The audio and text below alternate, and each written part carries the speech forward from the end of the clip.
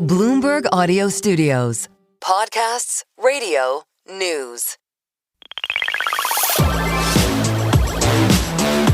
Bloomberg Tech is live from coast to coast with Caroline Hyde in New York and Ed Ludlow in San Francisco. This is Bloomberg Tech. Coming up, we zero in on tech earnings with Dell raising its AI server shipment outlook, while HP announces job cuts. Plus, Warner Brothers Discovery asking bidders for sweetened offers by December 1st as it explores options for a sale. And Nvidia in focus as doubts over the company's AI chip dominance are growing. I'm Stenovec in New York, in for Caroline Hyde and Ed Ludlow. Let's get a check on markets right now. U.S. stocks advancing as expectations for an interest rate cut at the Fed's next meeting are helping to fuel gains before the Thanksgiving break. NASDAQ 100 up right now, and look at the last 3 days, up 4%. This after both the S&P 500 and NASDAQ 100 moved away from their last record highs in late October. The NASDAQ 100 down about, let's say 3.6% from that all-time high. The S&P 500, though, down just a little over 1%. We're also looking at tech earnings with Dell and HP. Dell raising its annual projections for the AI server market thanks to sustained demand for machines needed in the current data boom. Meanwhile, HP stock under pressure, down 2.2% right now. The company announced 4,000 to 6,000 job cuts over the next couple of years by using more AI tools. For more on HP and Dell, let's bring in Bloomberg's Dina Bass. Dina joins us here in New York. I want to start with HP. 4,000 to 6,000 jobs sounds like a lot, and indeed, if we go to the 6,000 side, that's like a 10% of the company's workforce, but that's through 2028 fiscal year. So we're a few years away from that, and if it's AI that they're going to replace these people with, AI can change a lot between now and then. Sure, and to be clear, HP did a similar magnitude job cut over the last 3 years. They just finished it. They have these kind of periodic efficiency plans, I guess. What's new about this one is the idea is that they are going to use AI tools and models to do things like product development, customer service, sales, and that's where you're getting these job cuts. But at the same time, even though they're going to be saving money that way, they said they actually came in below on their guide for next year for fiscal year profit, and that was because of a completely different issue around memory price increases. So you had both. You had these job cuts, and it's not, making the bottom line look where people expected it would come in. Well, speaking of those price increases, that also hitting Dell. So let's talk a little bit about Dell. Dell is contending with, despite strong demand, how is it going to make its AI server business more profitable? So the AI server business, and that's basically, since I know you're going to be talking about GPUs in a minute, those are the servers that have GPUs that go into these AI data centers, and the demand for them has been very high for Dell and other makers of them. The problem is that in order to get some of these deals and in order to deploy some of those servers, Dell was basically incurring more significant costs. What they're trying to do now is pull back from that a little bit to widen the profit margin in that business. They succeeded in the last quarter. They told me because they were able to serve a more diverse group of customers, so some of those were at better, more profitable sets of deals. Yeah, I think these rising costs are going to be a theme throughout the next year as well. Dina, always good to see you. Welcome back to New York. Happy Thanksgiving. As well. Well, let's bring in now and talk Nvidia, because Nvidia shares over the last 5 days taking a hit, down more than 3%. The stock facing pressures as AI chip rivals gain ground, leaving investors wondering if its dominance can be sustained. Bloomberg's Ryan Vestelica joins us for more. So Ryan, I think the big question that investors have after seeing what happened with Alphabet and this reporting the information earlier this week is, can Google's TPUs actually compete with the GPUs from Nvidia? What are you hearing?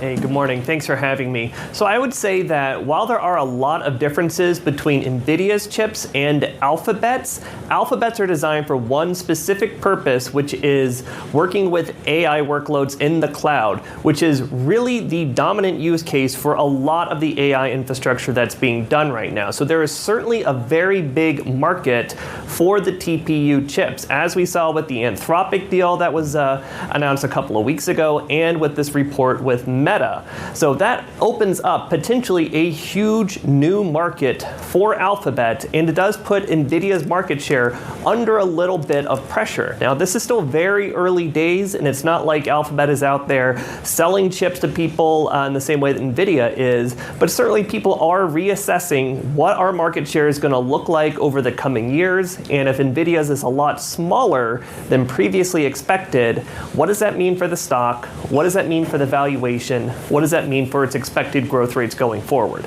Yeah, I mean, the analyst community, though, at this point, even investors may be a little concerned, but the analyst community, they've still got buys on this stock. I mean, there's only one analyst who's tracked by Bloomberg, Jay Goldberg over at Seaport, who has a sell on Nvidia. Is he changing his tune? Are these analysts changing their tune? No, in fact, I spoke with him yesterday, and he said he is more negative on Nvidia now than he was a couple of weeks ago. I would say that, the new concerns about, custom silicon and new rising competition for Nvidia, this comes at a time when people are increasingly questioning the AI trade. There is a lot of debate right now about the amount of spending going on. How durable is this going to be? How sustainable? What kind of returns are companies seeing on this? And if they're not seeing big returns on this investment, are they going to pull back on their AI spending going forward? Nvidia is really at the heart of a lot of AI debates right now. And then you add in this new one where what does their market share look like? What about competition? That is just another reason for people to be skeptical, although analysts so far are holding firm and remain pretty positive. Yeah, Nvidia shares up 32% over the last year. Bloomberg's Ryan Bustelica. Happy Thanksgiving, Ryan. Thanks for joining us. Well, let's get more on the wider tech markets. Nancy Tengler, CEO and CIO of Laffer Tengler Investments. She says there's more room to run for AI stocks, writing, quote, "Since we are in the early stages of the AI adoption and investment cycle, we believe the providers of the technology, the picks and shovels, will continue to produce enviable earnings growth." Nancy joins us now. What's a more promising pick and or shovel? Is it Alphabet or is it Nvidia, Nancy? Thanks for having me, Tim. I'm actually going to go, we own them both, and I'm going to go with Nvidia. And the reason for that is I think analysts are forgetting, or investors are not focusing on CUDA, which is the software system that developers use around the Nvidia chips, Blackwell, and then soon to be Rubin. And I think it's analogous to Apple and the App Store. So, it was just a handset company when we were buying it. I was told that every time I talked about it on the air, but it was really the App Store and services that we were buying. And this, I think, is analogous to that. If they lose, if they go from 80% to 79% market share, I can live with that because I think the earnings growth is going to continue. And let's not forget AMD is in the wings, and we also own that and Broadcom, which is developing the TPUs. So I think there's a lot of ways to make money in this trade. At what point do we move beyond the so-called picks and shovels of the AI trade and start to see the increase in, efficiency, the increase in productivity in non-technology companies? So we listen to the companies, Tim, and let me give you one great example. We've talked about it before, but Walmart is our poster child of our investing theme, which is an old economy company that has pivoted to the new technologies and is now going to be listed on the NASDAQ, let's remember.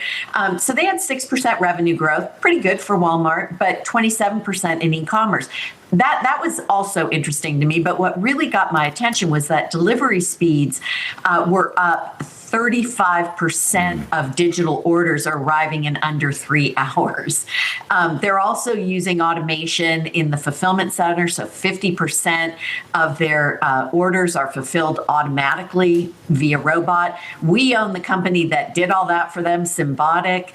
So that's a second or maybe even third derivative player in AI. So I think it's broadening out. We're hearing it from all across. Raytheon talked about how they were utilizing AI in order to improve supply log jams. That's a stock we own in TGLR. All of these we own there, actually.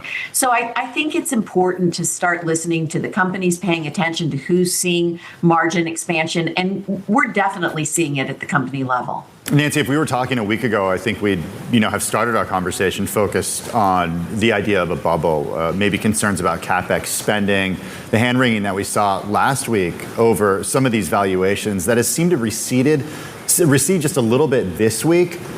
But you've been through multiple cycles, and I'm wondering how you view the whole AI bubble talk right now compared to, let's say, the tech boom of the late 90s and bust as well. Well, I wish I was as clever as Ed Yardeni because he coined this phrase too, but I wrote a piece called The Bubble and Bubble Talk.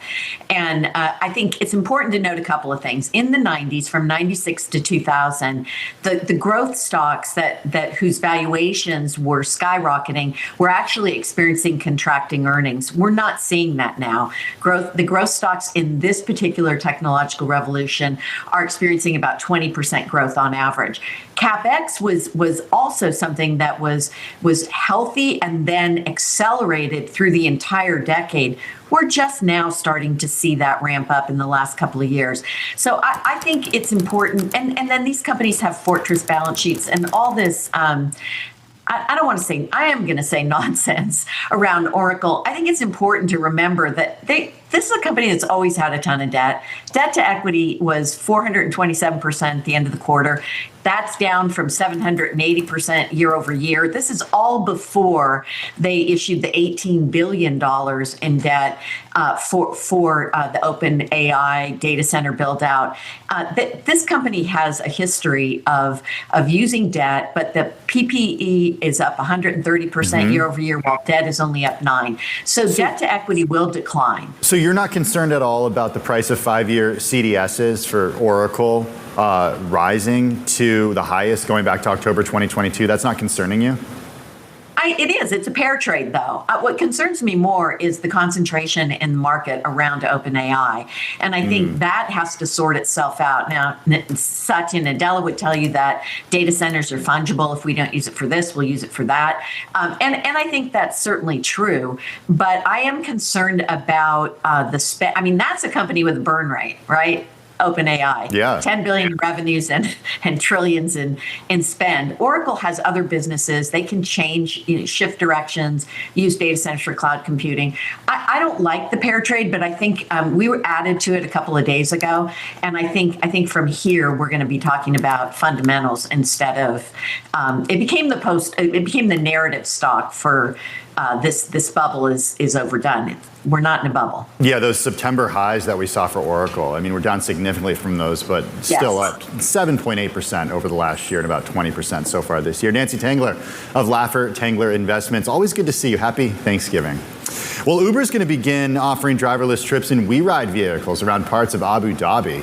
The new milestone follows the two companies first launching a ride service with safety operators behind the wheel almost a year ago. They intend to expand their driverless vehicle operating territory in Abu Dhabi and extend their partnership to Dubai soon. Well, coming up, holiday shopping season is here, and with it, new online scams. We're going to discuss what to look out for and how to protect yourself next. This is Bloomberg Tech.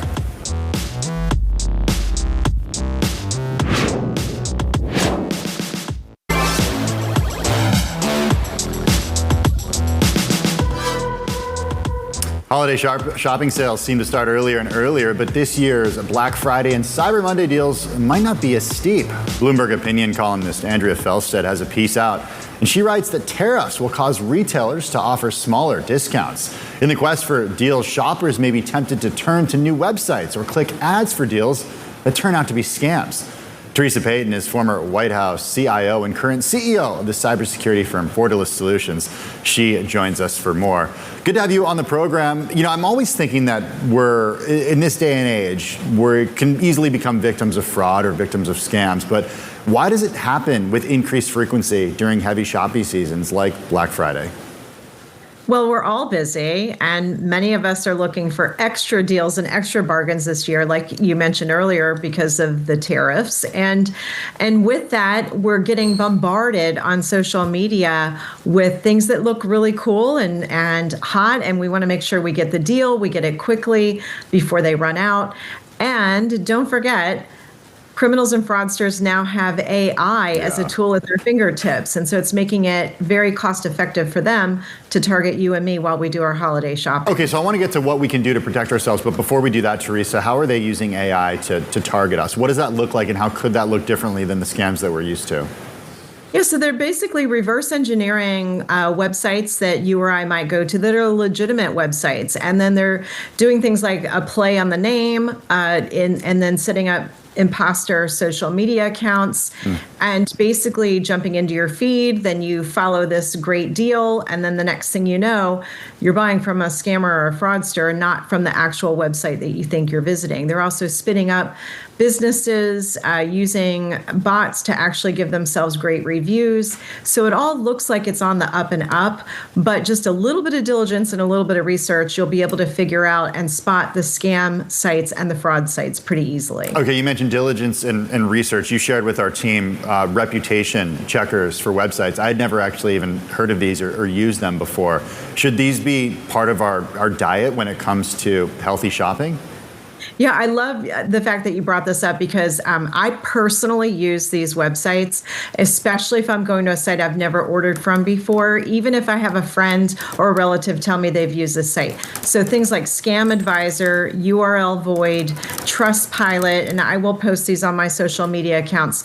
These websites will actually tell you how old the domain name is. It could be legitimately a brand new business, or it might be a scammer fraudster taking advantage of holidays. So it'll also tell you whether or not security companies or consumers have reported issues with these sites. And of course, old school still rules. The Better Business Bureau is a great place to check on a domain name as well. Okay, so I think that, for me at least, one area that I always think of as a backstop is the way I pay. And I'm only using credit cards on these websites because I feel like if I have an issue, then I can just call my credit card company and they can protect me. Are people using other payment solutions that might not have that same level of protection? Yeah, this is the tough part, and I agree with you. I only use a credit card when I am shopping online. I do not use my debit card. I don't use gift cards to shop online. What's happening is a lot of these scam sites and fraud sites will say things like, we only accept Venmo or Zelle. We only accept gift cards. We only accept wire transfers. So they might say, well, for this to work, we're international, we have to have a wire transfer. These are red flags when a merchant tells you they will only accept those forms of payment and they won't accept credit card. Chances are you're dealing with a fraudster because they know the credit card companies will actually come after them and shut them down. So they want you to use these other forms of payment. Other red flags, maybe a price is too good to be true? Yeah, so if you see things like 70 to 90% off during the holiday season, that is typically a red flag. Now, unless you're on sort of a household name website that you navigated to on your own. You didn't follow a link in social media. You didn't follow a link in an email or a text. So if it's too good to be true, also look at that domain name. When in doubt, there's a website called virustotal.com. You can use it for free. Copy and paste that website in there, and it'll actually evaluate the URL and tell you whether or not you might be dealing with a scam site. Okay, Teresa, before we let you go, if you do somehow become a victim of not necessarily a cyber attack, but maybe an attack on your identity or some sort of scam, what should be the first thing you do? Yeah, first thing you do is you want to call your bank. So whatever payment method you use, you need to lock down your life. The next thing to think about is actually you can report it at the FBI to ic3.gov and the FTC at ftc.gov. But also there is a nonprofit resource that is free to use called the Identity Resource Theft Center. It's a great nonprofit. I've referred people there, and they will actually give you a checklist. You can talk to a real human being and work on getting your peace of mind and your identity back. Teresa Payton, CEO of Fortalice Solutions, thank you so much for joining us. Coming up, the U.S. faces a potential electricity crisis due to a surge in demand to power AI data centers. We've got the details next. This is Bloomberg Tech.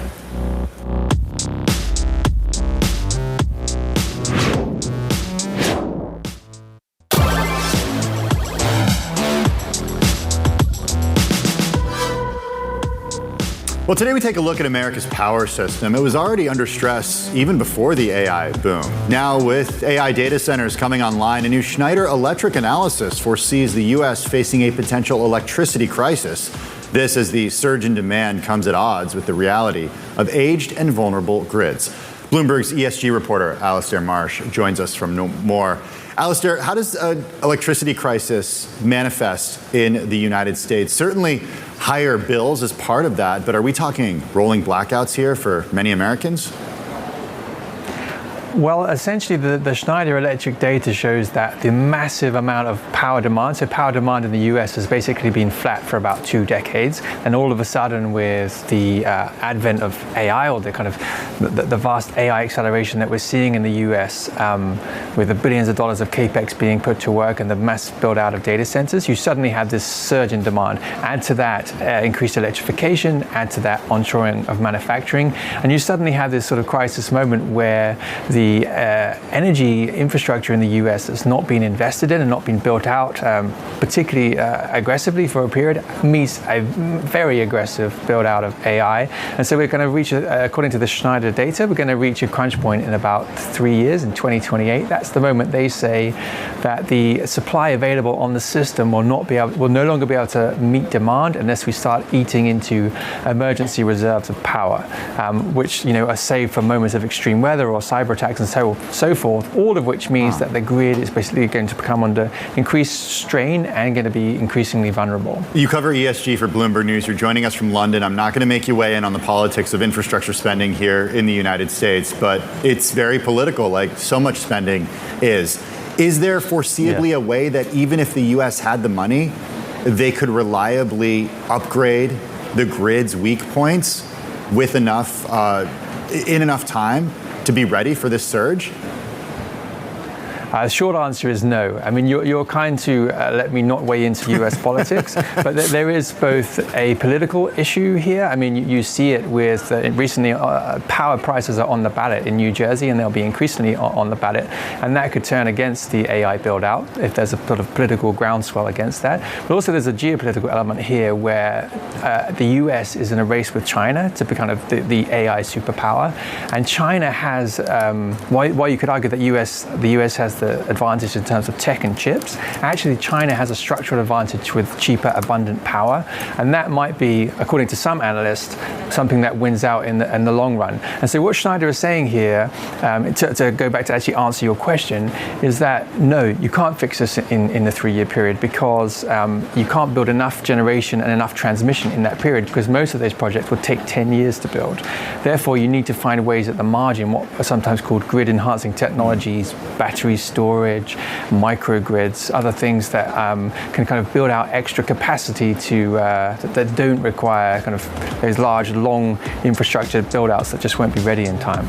Bloomberg's Alistair Marsh joining us from London. Alistair mentioned the political implications of this. Do check out Bloomberg Opinion. And Connor Sen had an interesting story just in the last few days about what happened in Georgia. Hey, coming up next, we're going to speak with CFRA senior equity analyst Angela Zeno as investors begin to question longevity of the AI trade. This is Bloomberg Tech.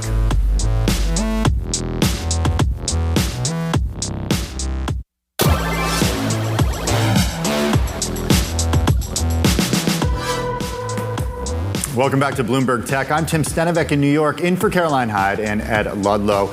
Let's take a look at the markets. Checking out the NASDAQ 100, slightly up on the day today. Hopes of a Fed rate cut in the December meeting.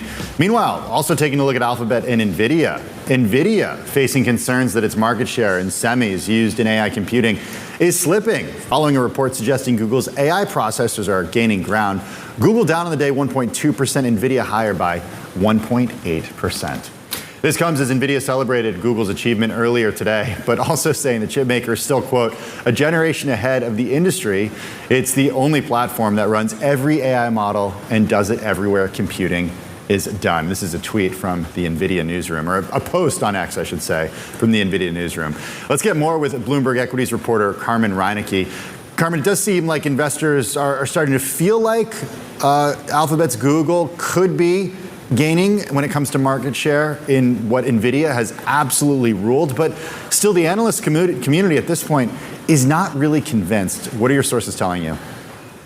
Yeah, that's really true. I mean, I think Nvidia is really still so dominant, and that's what we're seeing from analysts. Even though there's been sort of these questions about the AI trade and, Google's chips coming in, being more competition, analysts have actually raised their estimates for Nvidia going forward. Its last quarter was so good. It had this huge revenue forecast. And, we're seeing a little bit of a relief rally in the shares today. It's gotten pretty beaten down, but dip buyers are, starting to come back in. And then on the flip side, we're seeing, Google actually dip a little bit today. Now, of course, it's been at a record high, so that's no surprise. But really, Nvidia does seem to still remain on top, and it's one that we're going to continue watching as really the dominant player in the AI space. Dominant player in the AI space, but in terms of stock performance this year, Alphabet has just been remarkable, close to 70% increase so far this year. Nvidia up about 35%. That's nothing to shake a stick at.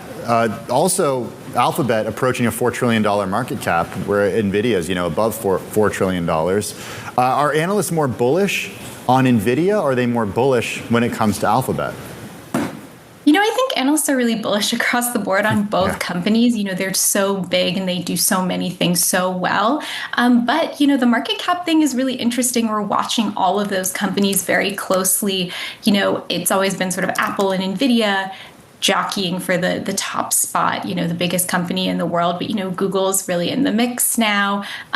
So it'll be really interesting to see sort of where we end up this year. You're right, Google's stock has done so well. I think it's still the top performing stock in the Mag 7, really kind of taking over Nvidia's place there. But yeah, overall, Wall Street is very bullish on these stocks. And I think Nvidia still only really has one bear on Wall Street, who just boosted his estimates, for the company's earnings going forward. Yeah, Jay Goldberg over at Seaport Research, that lonely Nvidia bear, but he's sticking by his call. Bloomberg's Carmen Reinecke joining us. Happy holidays, Carmen. Appreciate you joining us today. Hey, let's get more on the market movements with Angelo Zeno, senior equity analyst at CFRA Research. Angelo, what do you make of this sort of race between Alphabet and Nvidia that we've seen play out over the last couple of days? The narrative shift that, hey, wait a second, Alphabet, with a 10-year-old product, might actually have something that could compete with NVIDIA's GPUs. Do you buy it? Yeah, and thanks for having me, Tim. The way I look at this is, listen, NVIDIA's had the 90% plus market share on the compute side, right, with their GPUs. Our view the whole time was that they were going to lose share anyway, and that custom silicon chips were going to gain a bigger piece of the pie. AMD eventually was going to have its share as a second alternative to the GPU market. So this is kind of playing out the way we anticipated. It's going to be a slow roll. But ultimately, listen, I do think there's a place for TPUs as well as other custom silicon chips. I don't think you can necessarily sleep on, a company like Amazon. But, it's interesting that the strategic pivot that potentially Alphabet is looking at, potentially, looking to sell those TPUs to Meta. And, to the extent that that's true and to how quickly some of that scales up, I think is a risk to the NVIDIA story. But again, I mean, NVIDIA will continue to be the dominant player out there. And I think investors, maybe shouldn't be looking, too deep into the share fight, and kind of start, can also consider the upside in terms of the total addressable market opportunity here over the next couple of years. Well, it makes me think of the incredible and enviable margins that NVIDIA has in its data center business. And I'm wondering, okay, well, even if NVIDIA still becomes and remains the clear market leader, does it put margin pressure on the company? Does the company have to come out and say, okay, well, we're not going to charge as much for these GPUs because they're potentially, at least for some customers, there may be another option out there. Does it put margin pressure on them?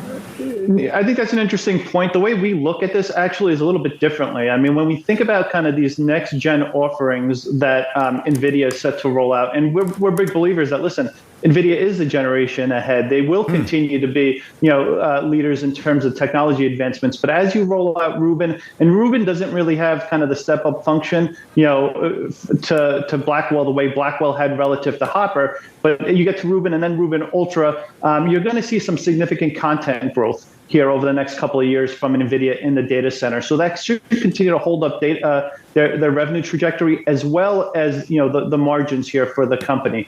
So we're not necessarily concerned about margins here. But that said, listen, if we get to a point where the whole debate between supply and demand starts to even out, and those competitive pressures do start to intensify, then you have an issue. It's not something we're really kind of concerned about here over the next 18 to 24 months, though. Okay, so in terms of not being concerned in the near term, that makes sense. What about the other side of the coin, which is the opportunity that it presents for Alphabet? Can they ramp up production of these? Can they actually get these to customers quickly who may want them? Yeah, I mean, and to the extent that they're looking at this strategic pivot, I think remains to be seen. But yeah, I mean, listen, it's an opportunity for them. Again, I don't think they take up a huge chunk of the market. I think it's actually a bigger play and opportunity for Broadcom, to be honest with you. And as you kind of go into 26 and 27, the accelerating growth that you're going to see in their semiconductor business, I think is kind of a nice, intriguing play alongside their software offering, where if you have any concerns about share loss from Nvidia, take a look at Broadcom, because that becomes a nice, interesting play on a company that will be taking market share here on that custom silicon growth, as they also continue to broaden out their customer base outside of just Alphabet's TPUs to other custom silicon vendors. Angelo, if we were having a conversation last week, we'd probably started the conversation with equity valuations. And I'm just wondering how you're looking at valuations right now, where there's been some talk about, okay, things are looking a little bit bubbly right now. I actually feel much better about valuations today than I did 3-4 weeks ago. Why? And it almost kind of self-corrected itself out, right? So when you look ahead of just late October, look at valuations. They were essentially where we were at the June 24 tech highs, and essentially at 20-year highs. So you kind of look at what the market has done here. We've actually had a better than expected Q3 earnings season. On top of that, also a pullback here, on the tech side. That's really kind of compressed multiples to now where you would expect multiples on a forward basis to be here over the last 5 years. So when you look at valuations, especially given the earnings growth that we see over the next 18 to 24 months, we actually think this is an enticing opportunity, especially with some of those larger cap tech names. You look at maybe some of the most reasonable valuations out there. Meta and Nvidia really kind of stand out at this point in time, where I think they could be kind of nice rebound plays on the sharp pullback they've had. Hey, just 20 seconds, Angelo, before we let you go. We just had an interesting conversation with Alistair Marsh about data centers and what could happen in the United States to the electric grid. And China actually taking a lead as a result of infrastructure issues here. Just very briefly, how could that rein in data center growth and development here in the U.S. if that were and is some sort of boundary or barrier? Yeah, to us, it's one of the biggest risks going into 2026, the energy bottlenecks, and more so into 27 and 28, right? As we start transforming and changing the narrative from the bookings growth expectations to one where it's also all about execution of these data center buildouts. Lozino, Senior Equity Analyst at CFRA Research. Happy Thanksgiving. Thanks so much for joining us. Well, McKinsey cut about 200 global tech jobs in the past week as the consulting firm joins rivals in using AI to automate some positions. And sources say the company is closely assessing what tasks can be carried out by AI and isn't ruling out additional reductions across different functions over the next 2 years. This as it ramps up use of the tech. Coming up, Warner Music settles a copyright lawsuit against AI startup Suno. More on that next. This is Bloomberg Tech.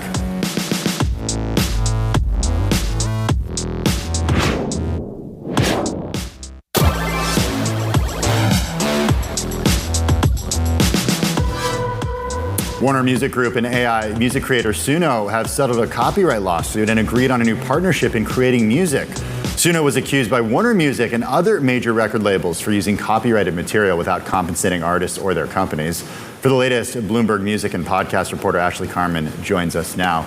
Suno, for people understand Warner Music and the music industry and where publishers and labels fall in, but where does Suno fall into this? Well, that's the big question. So Suno and its competitor Udio have really found a business in allowing people to type in prompts and get songs in return. And so now the big question is this competition for the traditional record labels? Probably. Is this a tool for artists, human artists? Probably. And what does this actually mean for the business? And so this deal is kind of a landmark moment in that entire dialogue. Is there like a historical corollary or parallel we can draw here? Is this like when Steve Jobs unbundled the album and let us download one song for 99 cents? Is it a bigger deal than that? People like to compare it to the Napster moment, where this could really be a paradigm shift in how people create music, how they consume music, where they consume music, where they create music. So it gets a lot of comparisons, and I think unlike that moment where the record labels and Napster were really at odds for years and it basically cratered the entire music business, they want to start making partnerships and actually have a hand in this business. What do artists think of this? Because in that moment, and I lived through the Napster moment, I mean, guilty as charged, don't get me in trouble for that, but artists were understandably really upset. And you had Lars Ulrich on one side from Metallica, it was a really big deal. Where do artists fall in this debate? Artists are using these tools in the studios. I go to the studios and I say, do you use AI? And they're like, yeah, we do. But at the same time, I think they don't want wholly AI-generated songs to come in and take market share away from human-created works. But is there also this understanding that there wasn't then that for an artist to make money, they need to do more than just create the music? I mean, this is the thing, is that business is shifting so much. Yeah. Streaming brought the industry back from piracy, but it also meant that now so many people can upload their music. They don't need to go through a distributor to be in retail stores. It means they have to tour. It means they need to create merch. It means they need to build these super fans to keep that business going. Bloomberg's Ashley Carman joining us. Thanks so much, Ashley. Happy Thanksgiving. Well, let's turn now to Warner Brothers Discovery, Stay On Media. The company asking bidders for sweetened offers by December, this December 1st, actually, as it explores options for a sale. Bloomberg's media reporter, Hannah Miller, has been reporting on the saga, and she joins us now. So, Hannah, who are the companies that are at play right now for these assets? Yeah, so we have Paramount, Comcast, and Netflix. They all have some differences with their bids, with the obstacles facing them here. But those are the players going for Warner Brothers Discovery's assets. Do they all want the same assets, or do they want different assets? So Comcast and Netflix, they're going for streaming and studios. They want, those big profit sectors for Warner Brothers Discovery. Paramount wants the whole thing. They'll take the cable networks too, even though we've seen so many people cut the cord and shift from cable to streaming.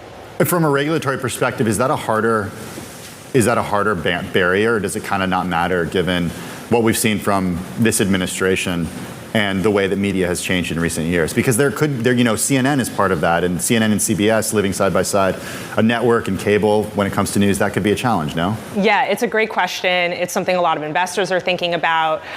With Paramount, we know that the CEO, David Ellison, he's spoken about the positive relationship that he has with President Trump, so that could help smooth things over on a regulatory front. The thing with Netflix is that there are questions about if both streaming services were under Netflix, if HBO Max got added to Netflix, would they dominate and have too much market share?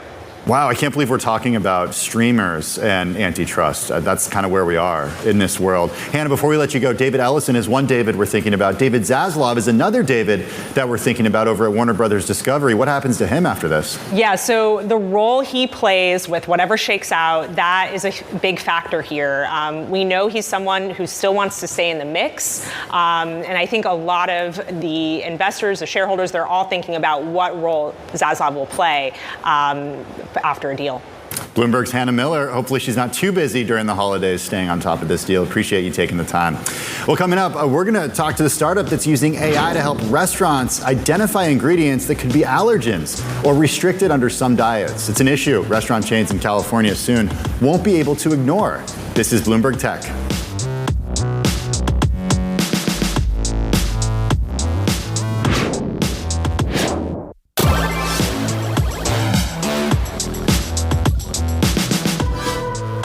Well, if any part of your Thanksgiving dinner is being ordered or coming from a restaurant, you might have had to ask about the ingredient list to check any allergens for your guests. It's an issue that goes far beyond Thanksgiving, with millions of Americans with allergies or dietary restrictions struggling when they go out to eat. Startup Foodini is aiming to solve this problem with an AI tool to help restaurants thoroughly and clearly label ingredients. Foodini CEO Dylan McDonnell joins us now. Dylan, you've got a really interesting story. I think like so many startups, it comes from a place of necessity for the founder. Talk to us a little bit about what you've dealt with. Yeah, firstly, Tim, thanks very much for having me. Great to be here. And yeah, like you mentioned, I diagnosed celiac when I was 10 years old, and so have a lot of personal experience navigating dining out of home and ordering online while needing to know what's in my food. And just over a long period of time, got more and more frustrated with how difficult it was to get that information and mistakes and inaccuracies, and decided to try and do something about it. So how can AI actually help restaurants do this? Because, when you do look at a menu, when you do talk to a server, I feel like in this day and age, they have a good understanding of at least some of the most common allergies, like gluten, for example, in people who have celiac. So what does AI allow them to take a step further? How does it do that? Yeah, it's a fair point. I think you're right. I think a lot of restaurants have got on top of gluten-free, vegan, vegetarian, the main ones, but there's 173 million Americans who have some form of food allergy or dietary requirement. And the allergens go far beyond just, gluten and vegan. And so what we do is we help restaurants by ingesting their menu information, their recipe information, and the product information. And we have trained large language models to break those down to the ingredient level, tag them with the correct allergen and dietary requirements, and then we're able to power a personalized menu solution whereby consumers can see exactly what they can and can't eat on the menu depending on their personal requirements. You have a background in law, you're a former corporate attorney, and I wonder about the liability element here. Mistakes happen, mistakes get made, AI, LLMs hallucinate. Well, how do you protect around that? And how do you make sure that even if a food says it doesn't have something, it doesn't become contaminated somewhere with that ingredient process? Yeah, it's a great question. Firstly, on hallucinations, our technology never guesses. If there is, it's based on structured ingredient and supplier data. If there's ever a scenario where it isn't sure, it will tag in the back end for us that there's uncertainty, and our dietitian team will come in over the top and do QA and manually intervene. And as they make inputs into the system, the LLM learns and gets smarter and smarter over time.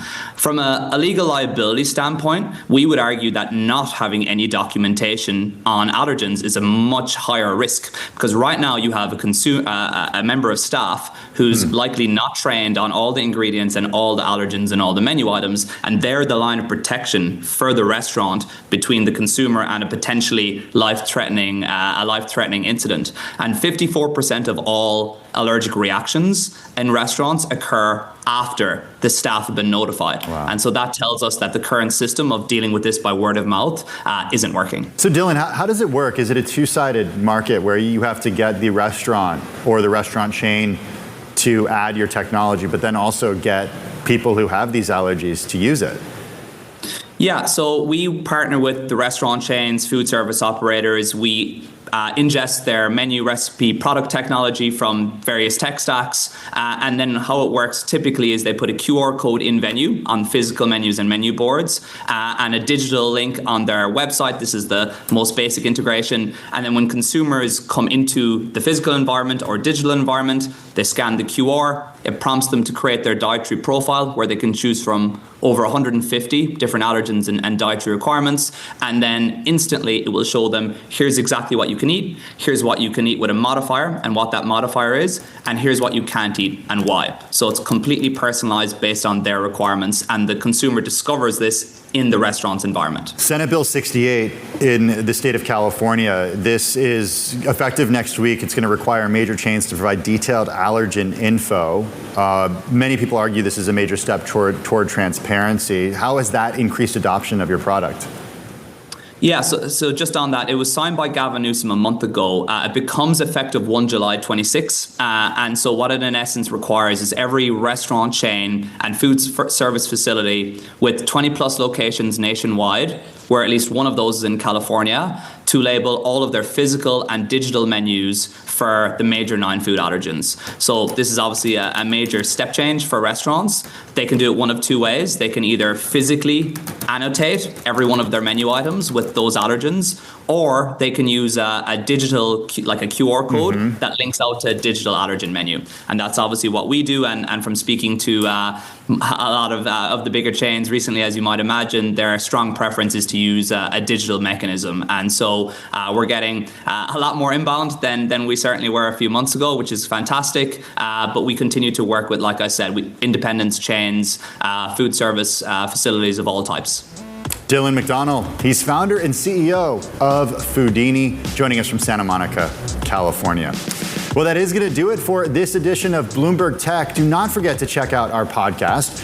You can find it on the terminal, as well as online at Apple, Spotify, and iHeart. This is Bloomberg.